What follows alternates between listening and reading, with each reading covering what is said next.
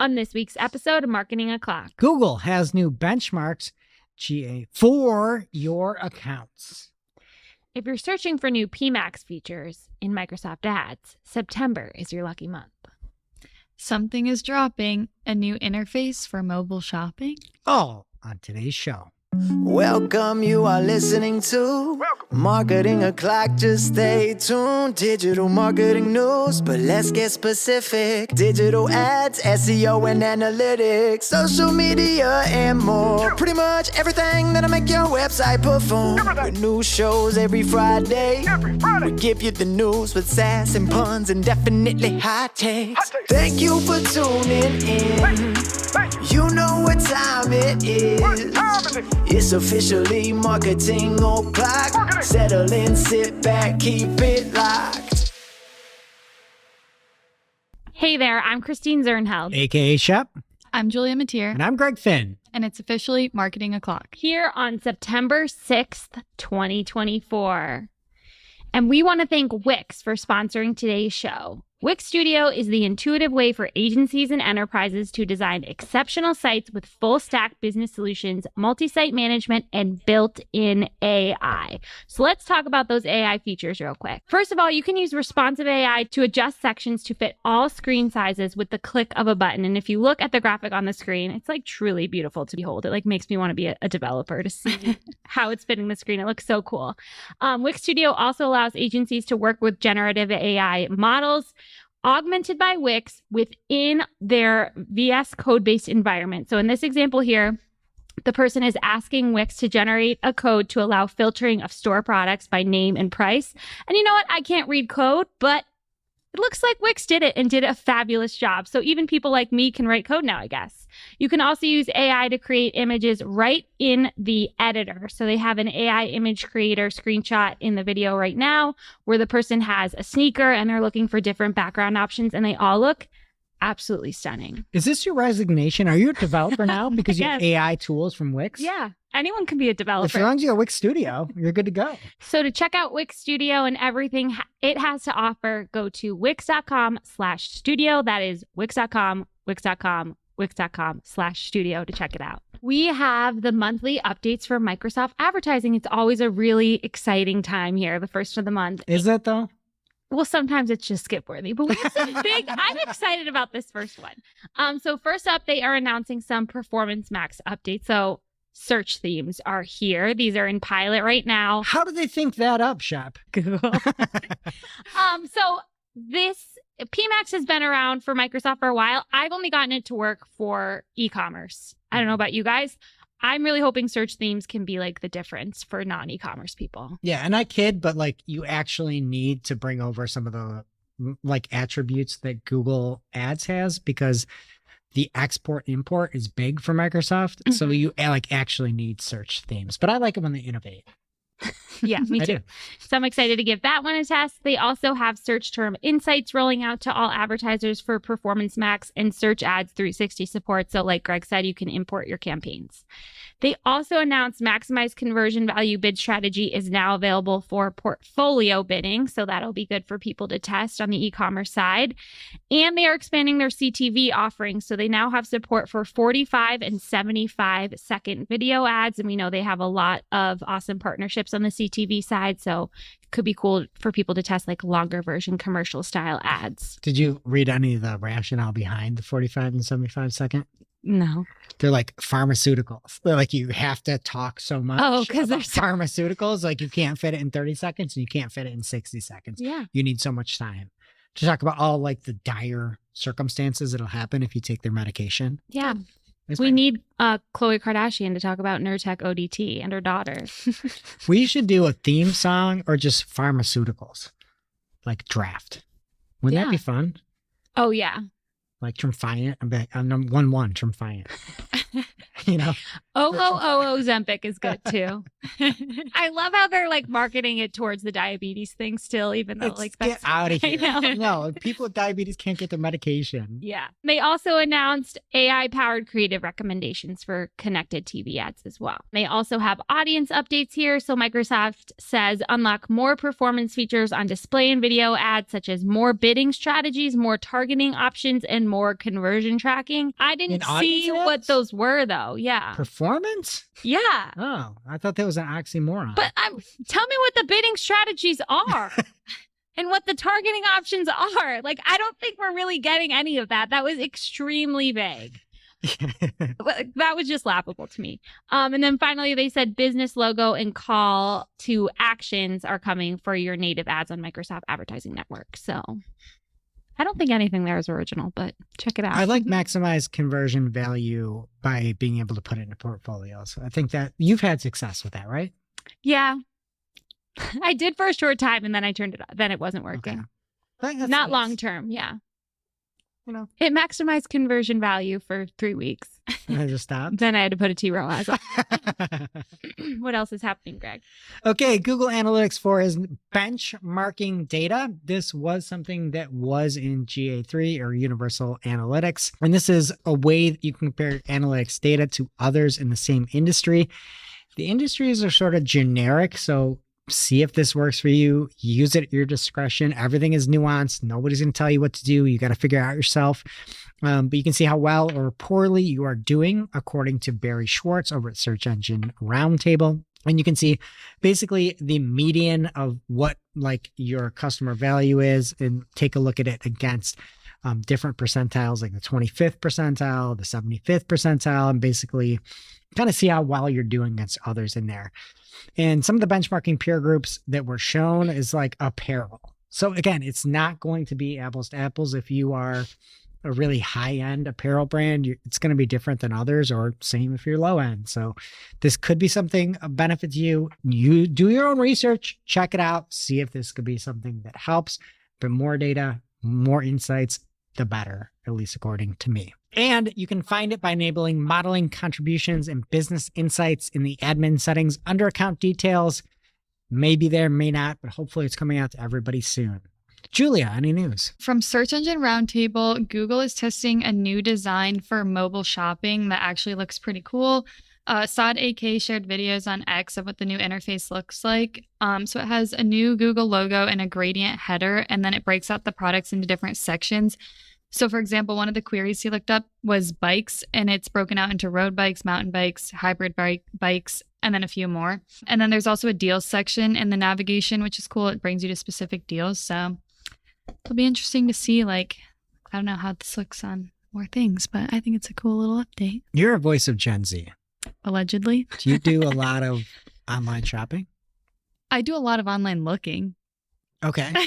So from your online looking expertise purview, what did you think when you saw this new Google Shopping? I like that it's like broken out, because sometimes you just get like this whole mix of whatever, and the breakout helps if you're like looking for something specific. But also, like, if you're looking for something specific, you probably just like look up road bikes, not just bikes. So like, I don't know, but I think it's cool. I think it looks nice.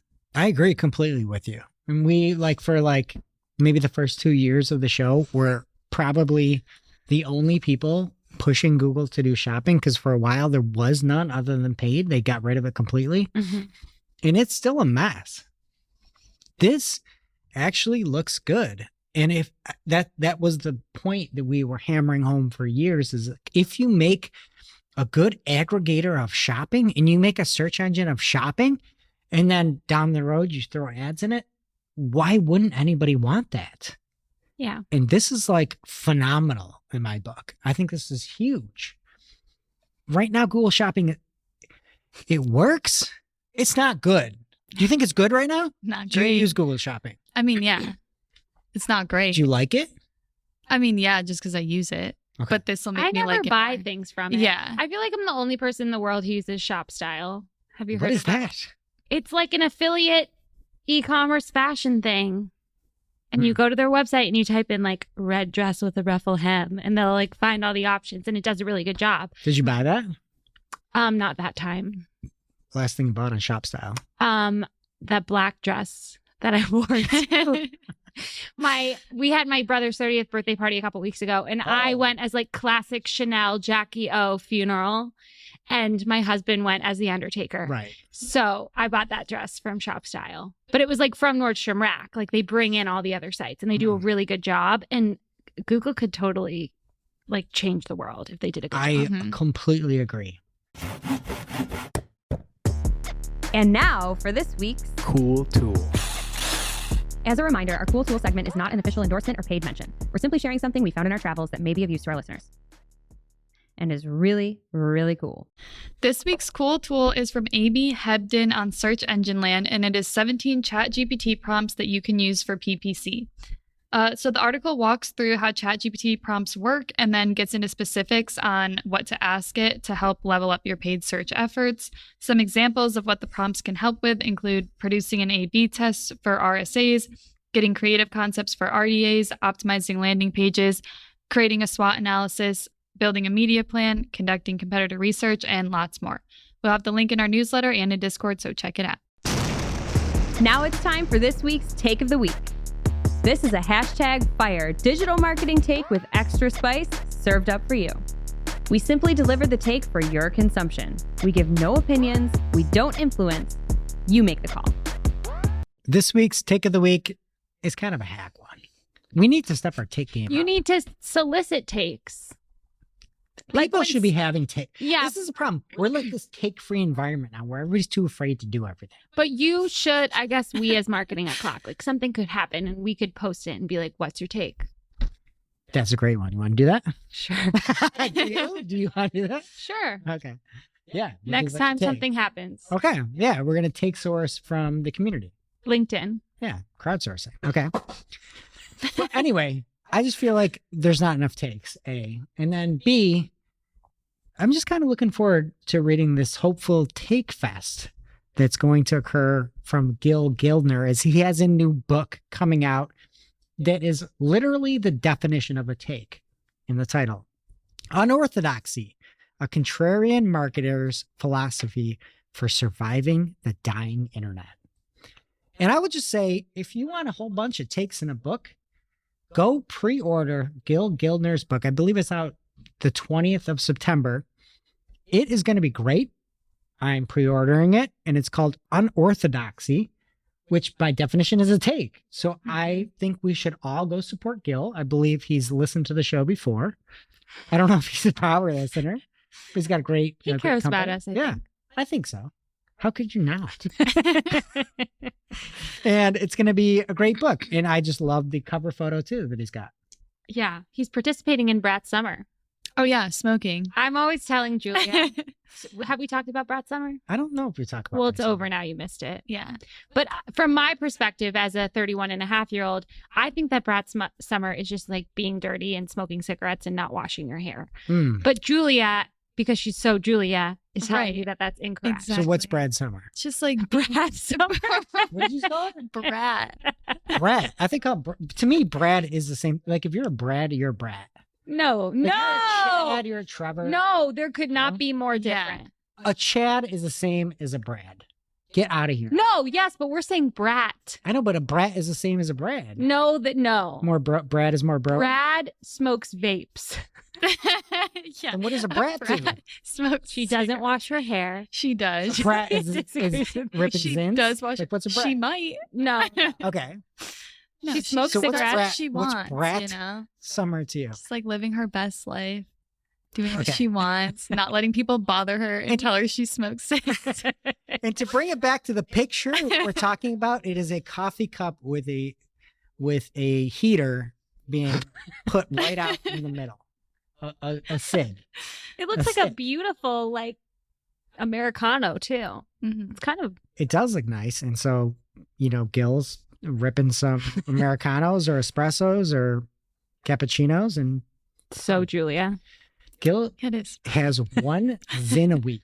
Do you know that? I- It's his most productive two hour of the week. He told you that? He tweeted it. or Is it X'd always like the same time, same day? I don't know how he does that. Like, you could have one good productive hour a week or like 40 productive hours a week. 40. Yeah. Okay. Anyway, that's the take. Gil Gildner. Go buy his book, Unorthodoxy, over on Amazon. Pre-order it now, coming out, I believe, the 20th. I could be wrong. If not, it's end of September, but go get it. A Contrarian Marketer's Philosophy for Surviving the Dying Internet. Now it's time for this week's Pew Pew Lightning Round. At this point in the show, we split up our content into 3 parts: paid, organic, and social.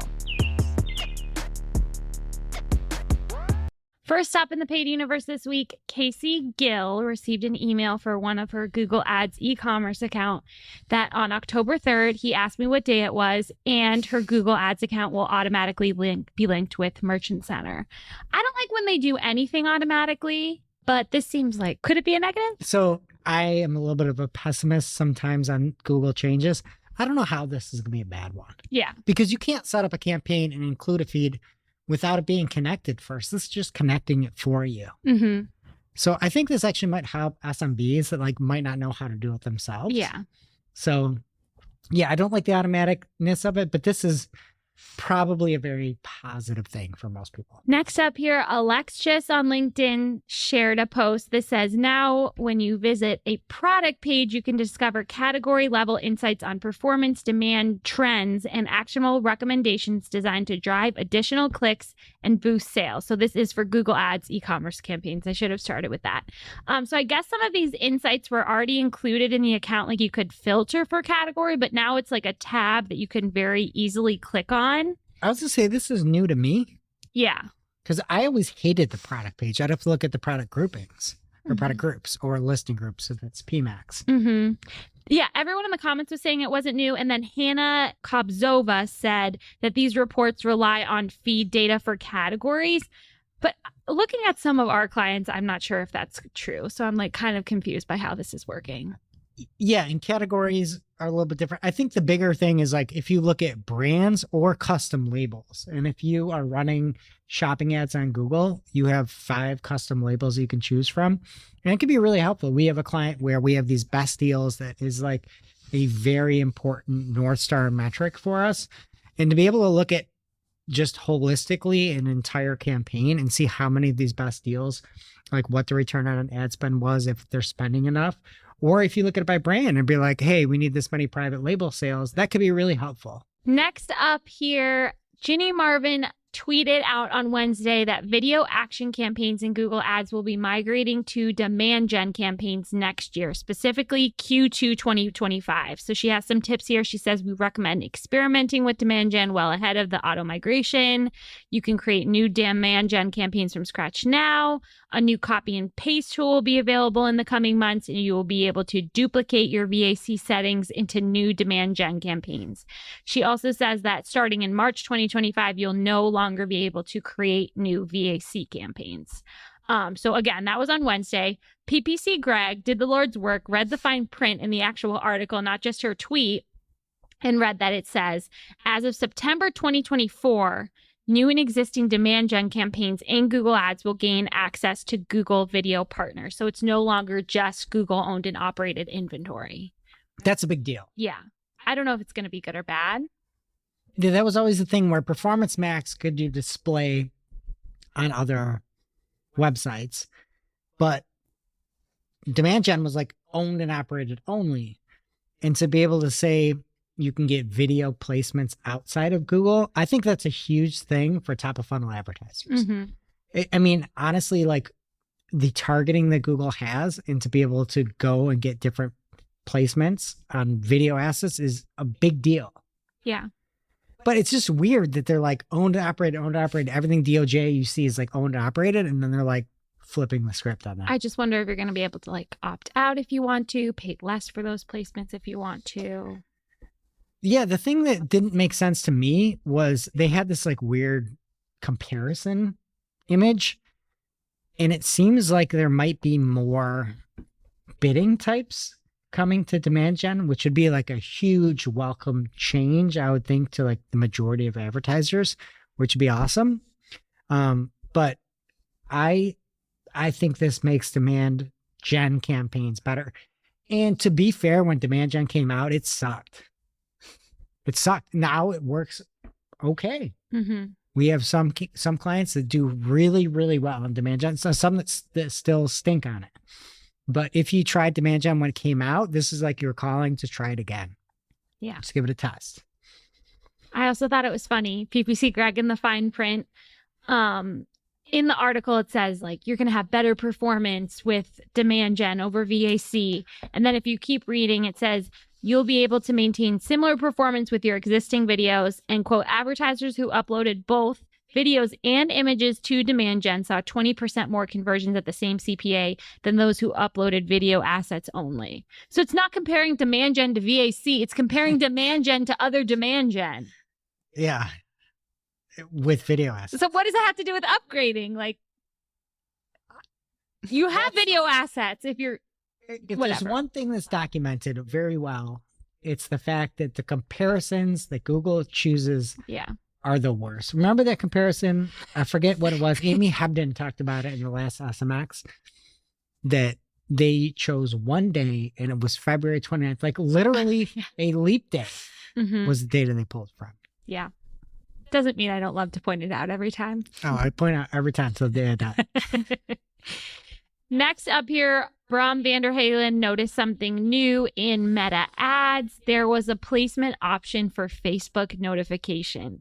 He says these ads would appear alongside standard notifications in the Facebook app and feature a sponsored label. He also says that earlier this summer, Meta confirmed it has been running some early limited tests for showing ads in the Facebook notification feeds. No. Shep, can I say something? This is what ruined LinkedIn and why I can't use it. The people on LinkedIn didn't ruin it for you? No, it's the notifications. Every time I go in, I have a million DMs and all these things, and I don't know what any of it is. It's so overwhelming. I think you're going to take some solace in this. I'm going to say a Facebook notification ad is a rat ad. Yeah. Go ahead, put a little crown on the rat there at tables. That is a rat ad. That is a ratty little ad. Terrible. I'm team paid till the day I die. No, do not do this. Next up, Anthony Higman got a notification when changing his bid strategy. And it says change bid strategy. This will turn off the broad match keyword setting, but your existing keywords will remain as broad match. Also, your brand exclusions will be removed from this campaign. So this is the whole thing about the broad match setting versus broad match keywords. And he was switching to CPC. And he got this notification from a smart bidding strategy. And he was like, ha, I don't want any of these things anyway. But this is the world we live in. Are they talking about the broad match setting versus broad match keywords in like the tests these days? Because they really tried to slip that under the radar. I'm literally at the point, I don't want to hire people anymore because I have to train them. And I seem like a mad person when I'm talking with them. I'm like, well, there's different versions of broad match. And exact is not exact, and phrase is not a phrase, but they're sort of close, but they're sort of not. And there's close variants, and then there's broad match. But then if you turn it off, it matches differently. And there's identical match, but you can never know what it is. It is so hard to train people these days. Like for that reason, this is ridiculous. Mm-hmm. Really dumb. Also, Google Ads is offering a new feature where its conversational experience can auto-suggest headlines and descriptions to improve ad strength on your existing search campaigns. This was found by Adrian Decker and shared on LinkedIn. So you can look at the screenshot where it's coming up in the conversational experience in the platform, and it has suggestions. And just please use your judgment on this. This could be helpful. You could see something great and just save a couple seconds. Like we talked about last week, there's a lot of bad. More bad currently than the good. Yeah. Also, the IAB and MRC are collaborating on a new attention measurement accreditation, according to Ad Exchanger. Greg, your thoughts? I love it. I mean, I think that there are a lot of people that are buying CPM, reporting on impressions, and I just don't think that all impressions are created equal. That's why I actually am bullish on some of the demand gen campaigns, because you know where that is. And for all the slack and negativity that I give Google, I guess it's not Slack. It's just mainly negativity. Their placements are great for the most part. And to be able to say that you had this attention measurement and that it wasn't just some ratty ad in the bottom of a recipe website that showed a video that popped up that you could never even find or see or turn off, that is a big deal. And I love this. I love the thought of this, at least. I don't know how you're going to do it.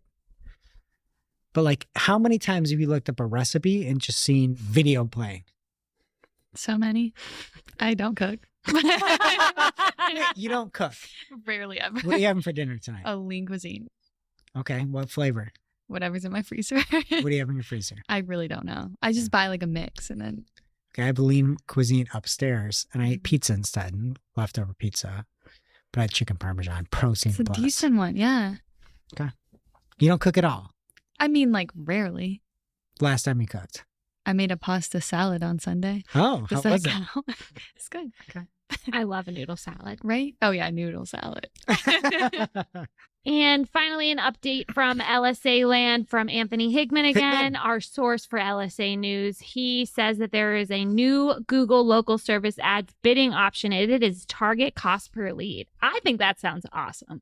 And But- this is fresh off of the Higman News Express. Yeah. I love it. Now, is it going to hit the targets? That's the question. Yeah. But no, that's awesome. Anthony's not excited about it. Why? Says, He can't be happy. he said, That man cannot be happy. in title case, do I think this will solve a lot of the issues with local service ads for lawyers? How do you do title case talk? He says, nope, LOL, but I appreciate Google's persistence in always testing new things here. Look, the more innovation you have, the better in my Yeah. book. So Higman, suck it up. This is good. Before we get into the organic news, we are going to talk again about Wix and the amazing resources that they offer over on wix.com/SEO/learn. Just so you know, today, when we're recording, which was Wednesday, the 4th, they had their 100th episode of SERP's Up podcast. Wow, congrats. Lordy Crystal. And they went around to talk to some of the most influential people in digital marketing, and they did it live. Wow. And if you want to go check it out, you can go listen to it, even though by this time you missed the live version of it. They've got some heavy hitters: Barry Schwartz, Kevin Indig, Joy Hawkins, Crystal Carter, who's always on the show, and Morty, I'm sure did a great job. I didn't have time to listen to it today. I'm listening to it tonight on my drive home, but it's going to be phenomenal. And I think I talk about it all the time, but the fact of the matter is we're just scratching the surface with the resources that they offer. SERP's Up is just a portion of the resources that they give to marketers every day. And I want to highlight a few other things that I think you should go check out over on Wix. One being a post from Menachem Ani, who talks about on-page optimization for lead generation, how to bolster your copy, your design, and your UX for better leads. I saw Shep over on the Resource Center. Yeah. They are trying to make you do better. And if there's one thing in life I've learned, you give your money to people that are trying to make you better, and you trust in people that are trying to make you better. And there is no better example on the planet than wix.com/SEO/learn. They have everything. And if you're listening right now and you're saying, none of these things apply to me, I don't want to hear Morty's annoying voice, or I don't want to listen to Menachem Ani, well, guess what? You can get a backlink tracking template. Yeah. They have templates. They have everything you need. And that backlink tracking template is great. You know how I know that? How? Because it was created by Ashwin from Optimizer. Love that guy. Another spot. We've got Wix, we got Optimizer, we got Marketing Clock. Are we in a throuple right now? What is happening? Whoa. Whoa. What is happening? But I think at the end of the day, you need to look at all these things and realize there are people that have your back. There are people out there that in August put out resources saying your SEO career development, how to prioritize your growth when skills change every year. And they talk about how do you even set a 5-year plan when you don't know what the industry will look like in 6 months. And they give you a checklist of what to do.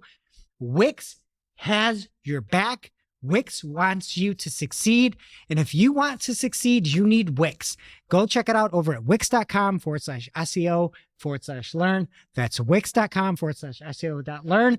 Wix.com/SEO/learn. All right. And into the organic news this week. The August 2024 core update is over. It's done. Phew. So this was the update that was supposed to redeem everything that happened in September core or helpful content update in 2023. It ended on the 3rd at 3 p.m. Eastern, according to Barry Schwartz over in Search Engine Roundtable. It took 19 days and 4 hours to roll out. I like how he goes right down to the hour. I'm surprised he didn't have minutes and seconds. Yeah, knowing Barry. at that point, just added it. So it was expected to take a month, but it was only 19 days. Barry had a great poll where he talked about, did you see an increase? Did you see a decrease? Or were things about the same? And it's new, which is also full of Wixers, Crystal, Morty, me, Barry talking every week. This isn't even an ad. This is just facts. We talked about it a little bit. I said he needed one of those, like, I just want to see the poll results. 44% had drops. So this was not the update that people were looking for. There were a few handfuls of people that did recover from the September core update, but it was very limited. This seems to be a giant wah-wah. I hope it worked out for the bacon people from last They week. already declared Okay. bankruptcy. So it was too late? Yeah, that pick is in the past. I thought it was like, Oh, they never fired mind. everybody. I thought you could just like undo on Like bankruptcy. a little GA. Control Z, my guy. Yeah, this seems like it was not the core update that everybody was really hoping for, unfortunately. And some of the comments are just really sad. It's all over in Search Engine Roundtable. You can see all the horror stories. But there were a few positives that were there. And mainly it's because, wait, what's that sound, Tables? It's time for Barry's Charts with Greg. All right. And the first chart of the week, and we only get charts every time there's a core update. The first chart of the week, I just like this because it zigged to every other zag that was out there. And it was from SimilarWeb. And SimilarWeb's like, nah, there's not really any movement going on. There's actually more movement before the core update. And if you look at this, there's 2 days where it was red, and then it's just smooth sailing from there on. Next up, second place, unfortunately, is Man Ghouls. They're always going to be on the list just because I love the name. Man Ghouls. What do you give that name? Yeah. 10 out of 10. 10 out of 10. I'd give, if I could go 11, I would. You can. It's your segment. It's your audio segment for visual charts. I'm going to go 10 out of 10 with this one. But I can't break the rules. I'm a stickler. Because on the 20th of August, they had one orange day and everything else was blue. Wow. I just like the symmetry of it. Love the name Mangools. So the second place. All right, and this is really something you should watch on YouTube. Number one, can I nominate this for Chart of the Year? This is Data for SEO's chart, and it's the SERP volatility for the last 30 days. I cannot believe their server even is intact. They went from the 17th of August all the way to the 26th of September, which doesn't even exist yet. I don't even know how to read this chart. It is to the max. This chart, if it could break, I'm surprised they didn't break Data for SEO. I mean, really, it's a testament to Data for SEO, you know? Right. Were you astounded when you saw this chart? This is Julia's life-changing. first Barry's charts with Greg. It is. And she is too stunned to speak. Aren't we all? I mean, T's and P's for Data for SEO, because their tool really went through some things. Just an unbelievable chart. I mean, revolutionary. What does any of this mean? It means everything, Shep. Everything and more. So congrats, Data for SEO. You have the chart of the week, possibly the chart of the year, maybe the best chart we've ever seen. And that was Barry's Charts with Greg, an audio program about visual charts. All right, and next up from Aleda Solis, Google Trend notifications via email are going away as of the 29th of October. So if you had subscribed to Google Trends to see if things were hot or not, do you remember that website? Hot or not? Yeah. No? No. You like grade people and you tell them if they're hot or not. That is outrageous. It is. It was a thing though. Early web. Were you a member? No, but everybody. Tables, did you know what hot or not was? I heard about it because of you. Just now? No, like last year. Last year I talked about hot or not. Get out of here. No, it was the rating. Is this the same thing where you can like rate somebody and then the person would be like overrated? Yeah, you'd be like, are they hot or not? It was a real thing. It was like a big website back in the What day. I'm talking about is like that Reddit thing where if you Oh no. That's True Rate Me. R/True Rate Me. No, a lot of these. I am like fascinated. Everybody's like such a jerk. It's so crazy. You used to be able to know what is hot or not within Google Trends, and you could get emails delivered to you in Cadence, and those emails are going away. The RSS feed will still be there. So if you have a tool like Zapier or RSS Reader, you could still get those messages. People like Barry Schwartz hate email and they get everything via RSS. So you can find a reader and still get those. And then Aleda said you can also check out Glimpse, BuzzSumo, or Exploding Topics, which was just purchased by SEMrush, aka SEMrush, aka Don't Want to Advertise on the Show. All right. And the YouTube liaison talked about some YouTube algorithm and SEO questions. Barry has a great write-up over on Search Engine Roundtable. A few of the questions were, what is the secret to pleasing the algorithm? But they give like generic responses. They're like, oh, it's all about the audience. It's like, okay, why are we even trying to get subscribers? How about if somebody subscribes, you show the video we just made? I'd maybe do that instead. They say like, how important are tags to the algorithm? YouTube says they're not really important. How much are hashtags important to the algorithm? They say it's not much, but you can go check it out. Barry's got a great listing and roundup of all those answers. And next up, Bing's knowledge panel and featured answers. If you scroll over the table, it now has animation to the content. I'm going to go out on a limb and say I like information. Bing, you've got too much of it. Look at some of these things here. If you search PPC, there are 4 cards of video, 2 images, an entire table of contents, along with the results. Like, that's too much. What are the little screenshots of like a Google search result on the top right? That's an image result? I mean, it's Bing. Binging it up. Look I'm about to move off of Bing. I Bing everything. I just can't do it anymore. It's so bad. Nobody's asking you to. Just so Yeah. you know. I'm asking myself For what reason? Okay. to be better. Okay. To be the person I want to be. I want to be a Binger. I can't do it. I can't. It's so bad. The fact you can't add a math equation in there and have it give me the answer is ridiculous. It's inexcusable.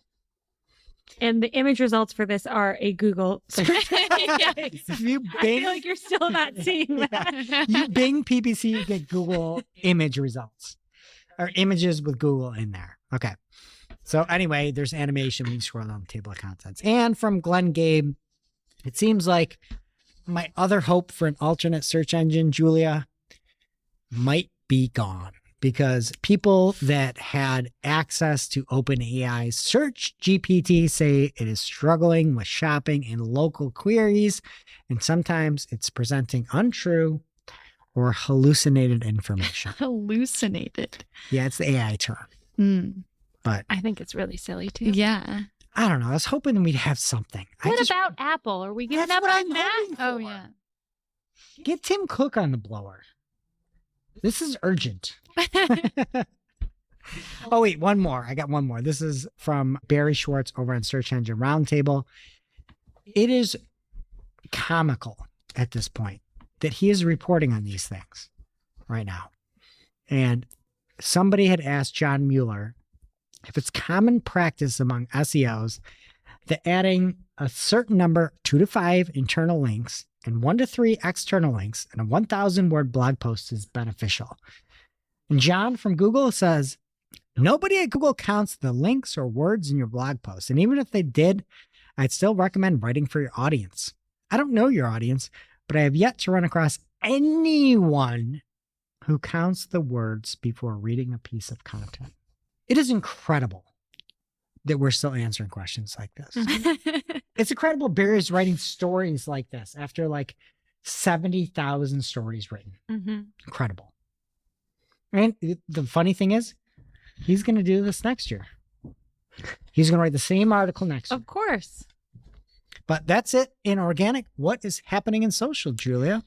First for social, the Brazil Supreme Court panel unanimously upholds the judge's decision to block X nationwide. So basically, long story short, there's a lot of drama going on between Brazil and Elon Musk himself.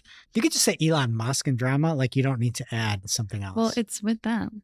I know, but it could be like Well, politics. You say it that way. Say it that way. Keep that in. Politics or like political anything. Elon drama. Yeah. So anyway. Children. Elon. What do you say? Huh? Drama. Yeah.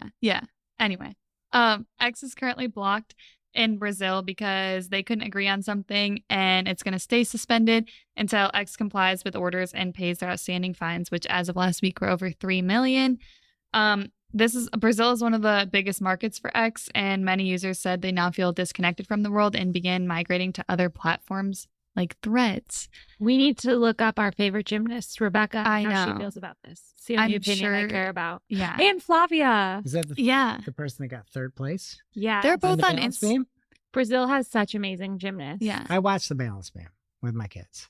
Everybody fell off, to be fair. Okay. Yeah, but Did you watch it? I actually slept through it. so- yeah, your kids were up at 5 a.m. watching it? No, we watched the recap. Okay. tonight. Oh, well, yeah. It was Everybody crazy. fell off. I It was know. crazy. But the one girl, Flavia, she was the one who got the black eye on the bars in the all around. Oh. And then she just like kept going. And the black eye was getting worse and worse the whole time. It was like truly, I can do it with a broken heart. Yeah. And she did it. Yeah. Good for her. Yeah. I love that girl. I know. Just if you're looking for an update, don't look on X. She's on Instagram a lot. So Yeah. probably Threads now. They're on TikTok Yeah. dancing. More X news from social media today. They're launching a new connected TV app. So they've shared glimpses of this over the last few months, and they've now officially launched a beta version of XTV, which claims it's a massive leap forward in transforming X into a video-first platform. It's essentially the same as the YouTube TV app. The new app will highlight trending content and eventually include cross-device compatibility, which enables users to easily shift from watching content on their phone to their TV. They also noted that they'll soon be offering new ad options for the app, but they're not available yet. And then when X was Twitter, they tried to do this, but it wasn't super successful. So it'll be interesting to see if this works better. Why did you skip over? The Taylor's version, Yeah. because, Greg's here. No, go for it. Okay, XTV, Taylor's version. See, Because that that's would have hit. You should include that.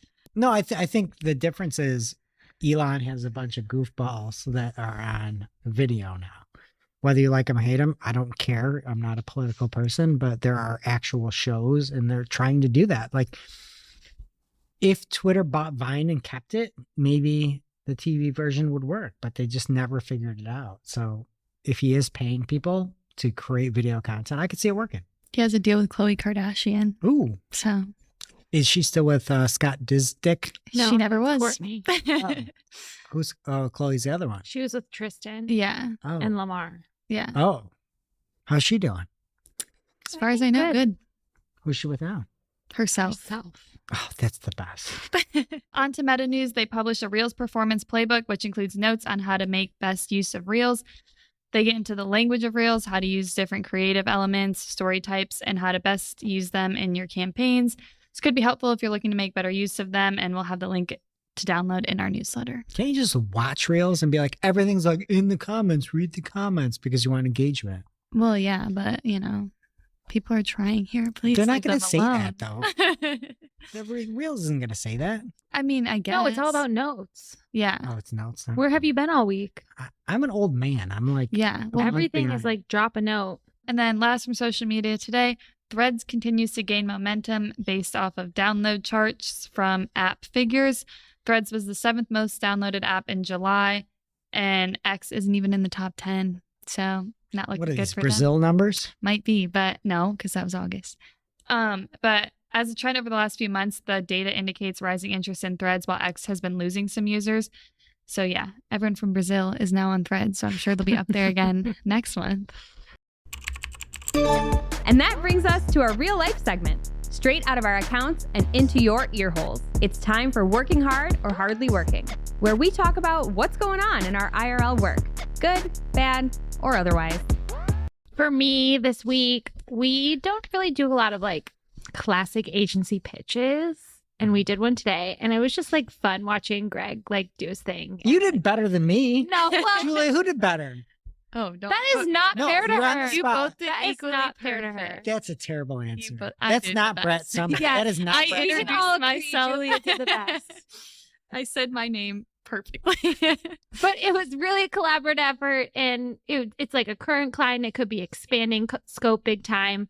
So it was really cool watching Greg like sell our agency. It made me feel really proud. Maggie and our team did really great. Crushed it. Our design team was just so nice having an in-house design team like to help us with the slides. And here's So- the, can I say one thing, interject? I put in all these AI things into the presentation just because I'm like, I can't make a design. This is good enough. Shop, Maggie are like, we're replacing this with our human being. yeah, I just Guess don't what? know what you're thinking. Guess what? The human being was way better. Yeah. You guys did a great job. Thanks. I just didn't have time. I don't want to know people. I just put something in. I'm like, I can talk about this. You guys made it better. And that's the reason why AI can still be beaten by humans, Yeah. especially a great group of humans like we have. Yeah. Shout out Lane. What about you, Julia? Hardly working for me this week is Microsoft Ads Editor. I had to update ad schedules for Labor Day, so I did it in Editor for both Microsoft and Google, but Microsoft wouldn't let me update the Pmax ad schedule in Editor. It just like wouldn't post, so then I had to do it online. It was just like annoying. Incredibly lame. Right, like come on. All right. For me, hardly working. Meta is not allowing me to advertise anymore because Did we they opened up a ever? new office. And so I was at my home. I was at our old office. I'm at our new office. I'm going off my phone because the internet shut. We don't have internet in the new office. I'm in the Buffalo office. I'm doing all these things. It's like, it looks like you're in too many locations and you have to contact somebody. So now on the thing that I was running, I'm like, Harrison has to do it all here because they're like, you're in too many locations. I'm like, no, this is just where I am. Can you look at the, Take This my is- money, literally. this is where I am. I don't know what to tell you. This is me. I'll take selfies all the time and send it to your reps. Can somebody help me out? Now it's time for this week's ICYMI. ICYMI people. This is something you just might not have seen. Maybe something that you overlooked, but you shouldn't have. ICYMI people from Bram Vanderhalen on LinkedIn. He has a sneaky little strategy for growing your Instagram following by leveraging your current meta ads. So he has a full tutorial for this on his YouTube channel, but the technique is whenever someone visits your website after clicking one of your meta ads, use the UTM parameters in the ad's destination URL to trigger a custom CTA asking them to follow you on Instagram. So I thought it was a great idea for all the marketing bros looking to grow their following. Now it's time for our must-read marketing article of the week.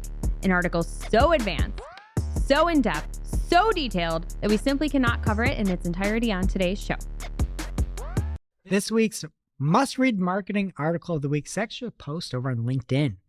And I saw it from Martin Rodgren, but it really is from Dario Zanoni, power listener of the show.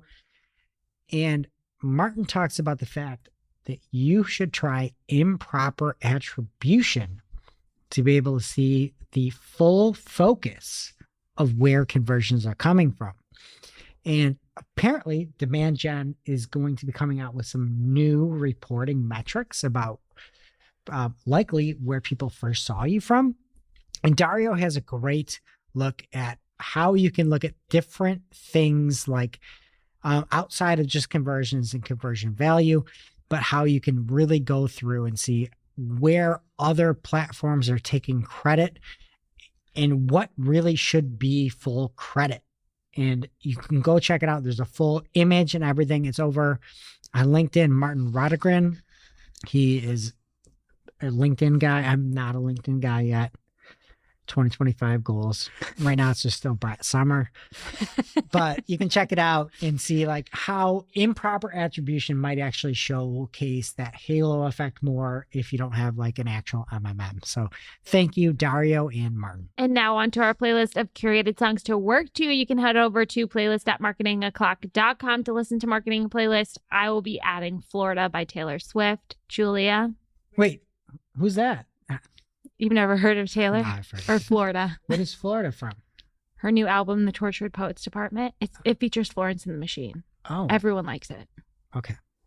I'll have to listen. Julia, I'm adding Nice to Meet Ya by Niall Horan. Greg.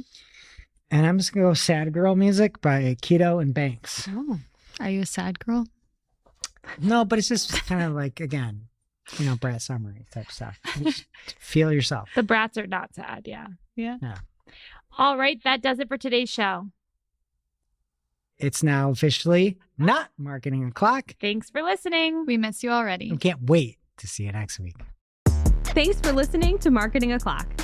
If you're looking for more information on today's topics, head over to marketingoclock.com/newsletter to receive every single article we covered.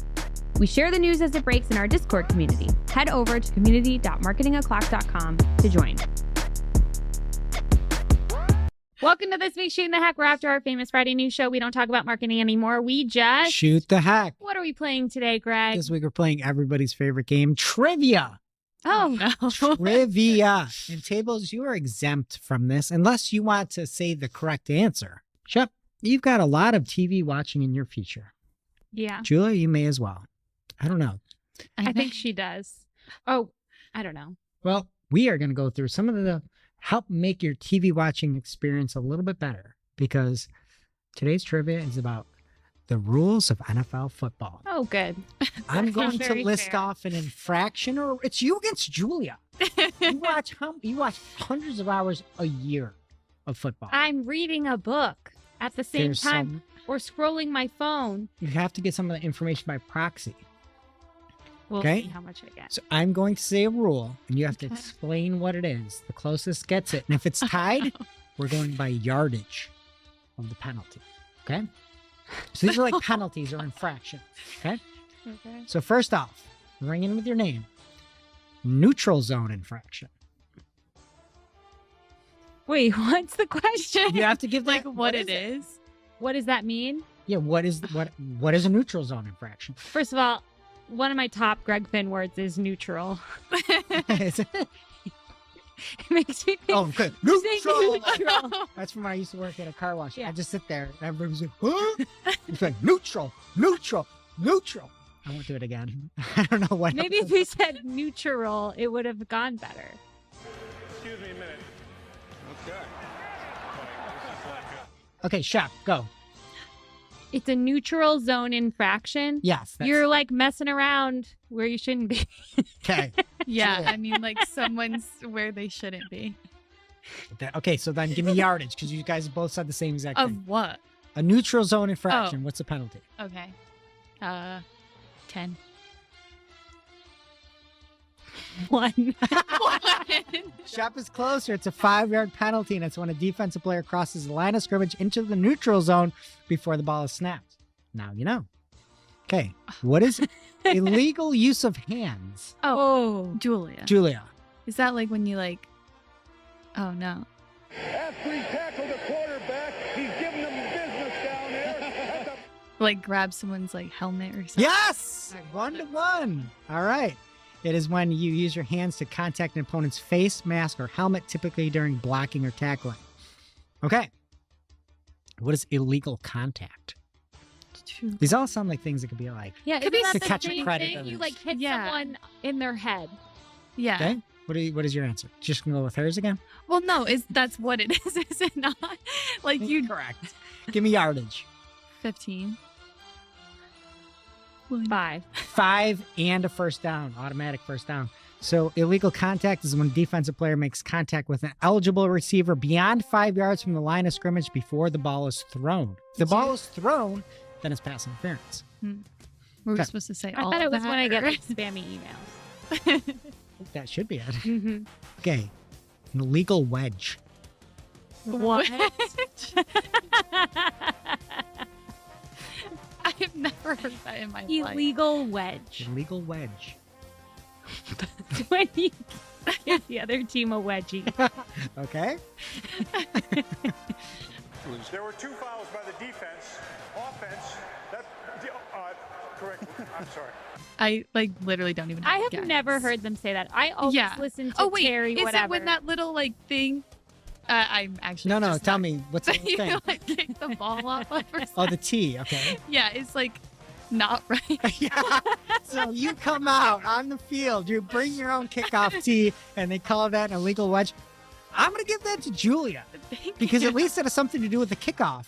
So Okay. illegal wedge is on kickoff if 3 or more players on the receiving team form a wedge to block for the returner. It's considered an illegal formation. It is kickoff adjacent, so it's 2-2. So what is the penalty if you give the other team a wedgie? 15 yards. That was gonna be my guess.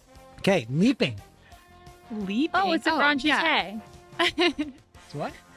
Grand jeté. What did she say? That. The ballet term for a leap. Oh, okay. So fancy. You can't It's just, jump. yeah. You can't jump. You got to run the ball. That's what the Bills do. Jump over people. Julia gets it. Julia gets it. This penalty occurs when a player attempts to block a field goal or extra point by running forward and leaping over the line of scrimmage. So it's when you're running over and jumping over a teammate. Can't do that. It's leaping. So Julia what's has- the fun of this sport? There's not much. To be honest, it's just something to do. Okay. Leverage. It's just a word. You push off of people to get ahead. Oh, that's smart. We have fouls by both teams during the kick. Very close. I'm going to give it to you. It's tied 3-3. Leverage is a penalty that occurs when a defensive player uses another player or teammate to gain additional height or leverage to block a kick. Oh, so when you go up on their shoulders. Can't do that. You can't leap over the shoulders either. Just a couple things you learned right there. Just can't touch them at all. Okay. We'll just end on this. Whoever gets this wins it. You're the football expert of the show. Okay. Illegal participation. Is that when there's you don't tell them, the ref, what you're supposed to do that time or whatever, and then someone's doing the wrong thing? Or you talked about the Lions Cowboys last year? Thanks for bringing that up. Too soon. Anytime. Streak around the field. I'm going to give it to Julia. So this is a penalty that occurs when a player is not eligible to participate in a play, such as a player who has gone out of bounds, re-enters the field, and participates in the play. You were talking about illegal receiver downfield, but the penalty is That is what 15 yards for illegal participation. You go out, you have to establish yourself back before you could participate in the play. So Julia, you're officially our NFL correspondent for the rest of the year. Wow, Congratulations. thank you. Your thoughts? I'm honored. I can't wait to watch. Play ball. Just go illegal wedges. See you next week.